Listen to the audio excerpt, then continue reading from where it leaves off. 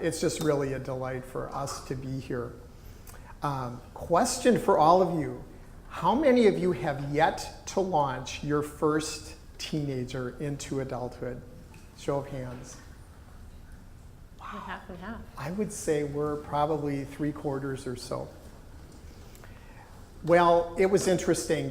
Between Arlen's family and ours, we've launched 6. And so we actually, while we were writing Parenting for the Launch, we're launching 2 of our own children. So that was super fun as we're in the moment and talking with so many others.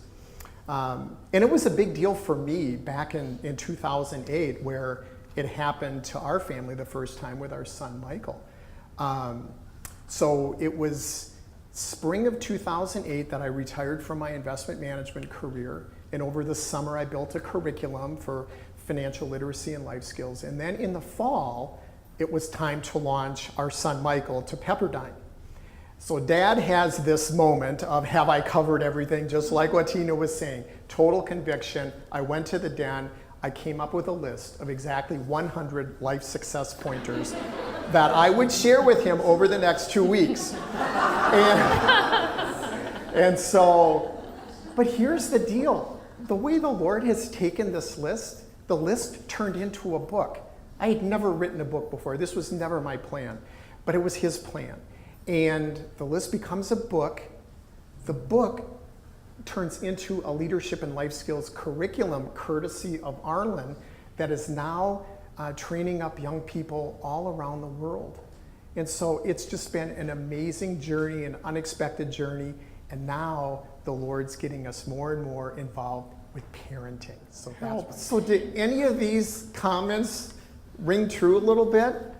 Because I know for us, as we were launching our kids, not all of them, but certainly some of them were some of those emotions that we had gone through, this agony of milestone of, here we go, we're launching that teen. Isn't that kind of a measure of how we've done as a parent, how well we prepared them? But it's why we wrote our book, and it was so fun living this whole experience while we were writing it, and it's why we're excited to be here to encourage you and equip you for this, the greatest of parenting milestones. You know, granted, it's not all about what we do that guarantees the outcomes for our kids. But it's true that there are things about our parenting styles that can produce different results in our kids. And to the degree that we want to release confident, well-prepared kids who are successful in the next step, can largely depend on whether we give them wings or whether we give them strings.